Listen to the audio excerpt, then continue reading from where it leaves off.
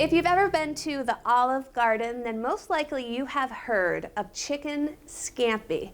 It's very similar to shrimp scampi, but it has fried chicken tenders in it.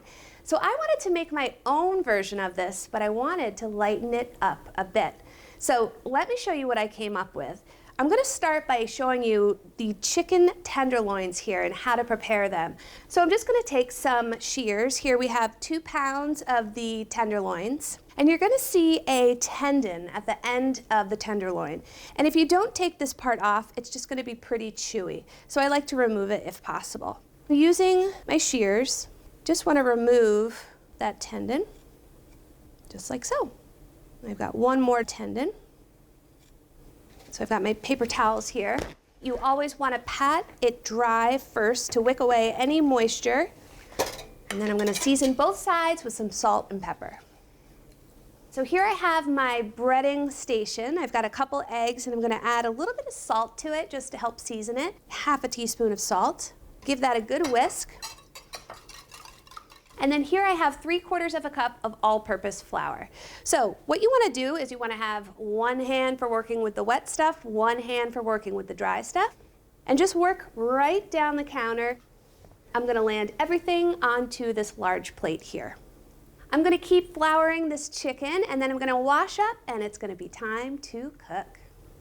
Now it's time to cook our chicken tenders. I'm going to cook them half a batch at a time in this 12-inch nonstick skillet. I've got a couple tablespoons of extra virgin olive oil heating up right now, and that's over medium-high heat. And when working in batches with meats, I always like to start clockwise. That way I know which one I put down first. So that'll be the one that's going to finish first or need to be turned first. So I'm going to cook these on both sides, about 3 minutes per side, until the chicken registers 160 degrees. It's been about 3 minutes, so I'm going to flip them over because they are nice and browned. They're golden brown, just turning a little darker, and they look perfect. So again, I'm starting at 12 o'clock, working my way around the skillet.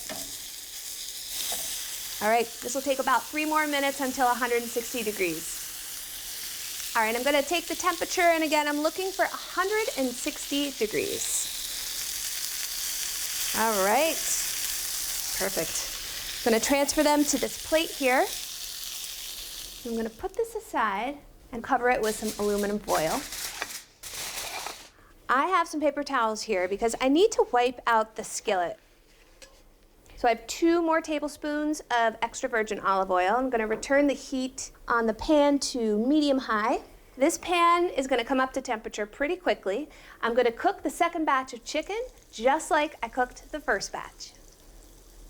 The chicken is done cooking. I went ahead and cleaned out the pan with those paper towels.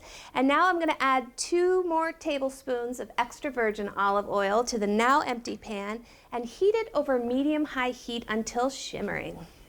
So while that's coming up to temperature, here is a red bell pepper, which is one of the signature elements of the original dish. So I'm going to prepare this just by slicing it thin, but I need to stem and seed it first. So what I like to do is I just want to cut off the bottom, and then I like to just cut the sides off, and I think of it as a square.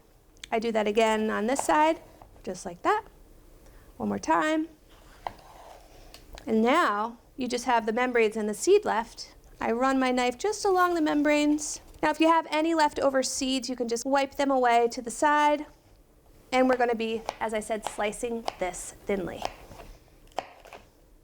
All right, so the oil is now shimmering, so I'm going to add the bell pepper to the pan. And I'm going to add a little bit of salt. We have a half a teaspoon of salt.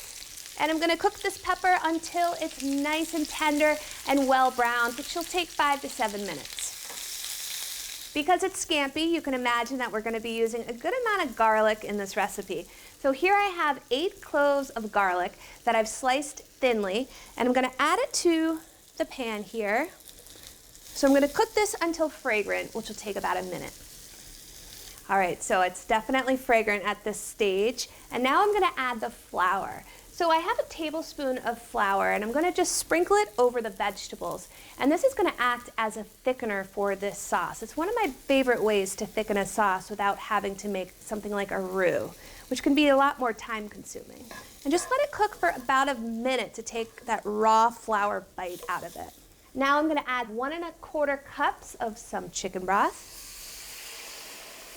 You want to go through and make sure to pick up any of the fond or the brown bits at the bottom of the skillet, if there are any. And then here I have 3/4 of a cup of white wine that I'm going to add just in there as well.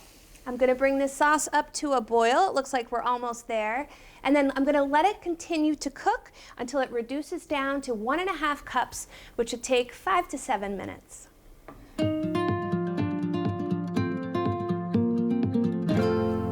This sauce is nice and reduced, and now I'm going to just finish it by adding a little bit of butter. I've got 4 tablespoons of butter, which I cut into 4 pieces. And this is going to help just thicken this sauce ever so slightly, and it's also going to provide a little bit more richness too. So I'm going to stir this until the butter has melted. It smells so good. Here are my chicken tenders that have been waiting very patiently. And now I'm going to return all of them to the skillet, and I want to toss to coat them because we are almost done. And we're still on low heat, so you want to just let them get nice and coated and let them hang out in the sauce for about 2 minutes. The chicken is nice and coated, and now I'm going to transfer it to this beautiful serving platter. So you can try and put the chicken down first. Oh my goodness, this smells so good. Now let's top it with the sauce. No garlic slices left behind on my watch. And the finishing touch is a little bit of parsley. I have a tablespoon of some chopped fresh parsley. Just want to sprinkle it all over. All right, I'm going to grab a tender and some pepper, get some of that sauce. And the texture of this sauce, it's like velvet. And it's because we added that flour and a little bit of butter. In this dish, you can serve it with pasta, but you can also serve it with some crusty bread, which is what I'm going to be serving it with today. Let's do this.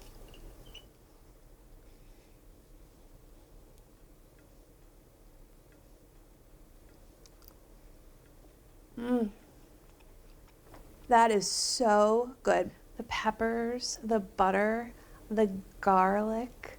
It's rich, but not too rich. The peppers are super tender. That parsley gives a little bit of freshness at the end. And the acidity from the white wine and that chicken broth. This is absolutely delicious. So for a light chicken scampi, coat the chicken with egg and flour, add a lot of thinly sliced garlic, and then finish with a little bit of butter. From Cook's Country, a great chicken scampi.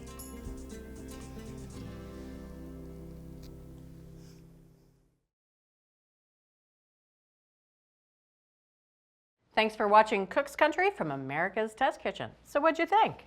Leave a comment and let us know which recipes you're excited to make, or just say hi. Now you can find links to today's recipes and reviews in the video description. And don't forget to subscribe to our channel. See you later. Alligator.